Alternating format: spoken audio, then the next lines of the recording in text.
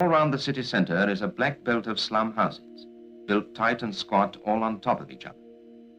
You can't always see them from the main road, but they're there all right. This is what's happening. We cleared over 200 acres of the worst slums in Manchester before the war interrupted us. We built blocks of flats on the cleared sites, which not so long before had been teeming slums. But building on old slum sites cuts two ways.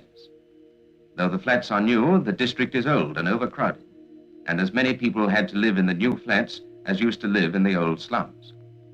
You do not always improve things by cramming people in layers on top of one another, instead of spreading them out sideways with more space.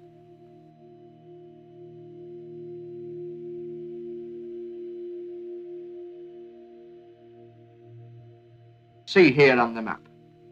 That's Hulme, that is. That's had its day if ever a place had. It's being cleared for redevelopment. And see down here, Wythenshawe, which the corporation began to build during the 30s. Let's compare the two. Let's go first to Hulme. Here it is, row upon row of houses mostly built in 1870. At the moment, some 84,000 people live in Hulme and district, in just over 21,000 houses. Let's go in one of them. 2 rooms upstairs and 2 rooms down. No bathroom, no hot water except that which is boiled in a kettle, no front garden, a backyard scarcely big enough to turn round in, and an outside lavatory backing onto a narrow passage.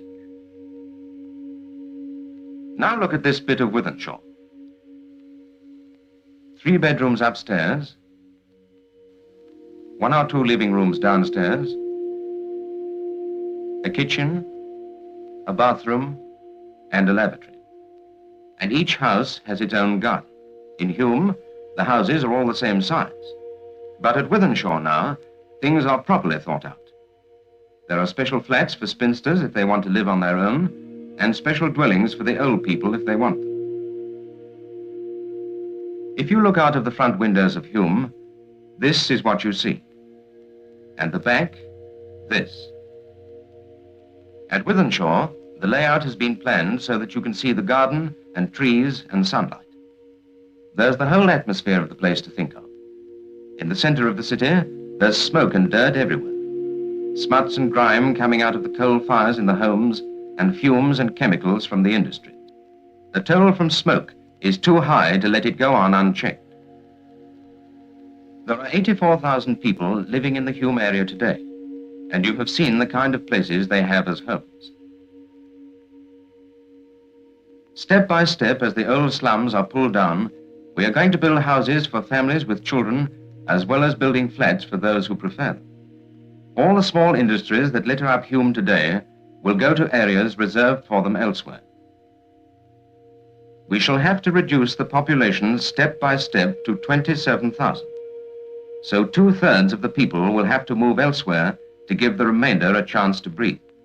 Whether we go ahead on plans like this for the whole city, or whether we muddle along as we have done, most of Manchester anyhow will have to be rebuilt in the next 50 years.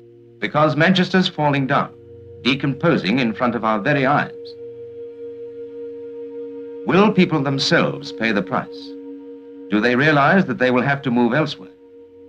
If we demolish just the houses that are classed as unfit for human habitation, if we bring space and light and all the things these folks want for a better way of living, it means that 2 out of every 10 people will have to go elsewhere. But if we rebuild and redevelop all our crowded areas, as we should do, even more will have to go. There'll not be room in Manchester itself for more than 1/3 of the folks who live there today.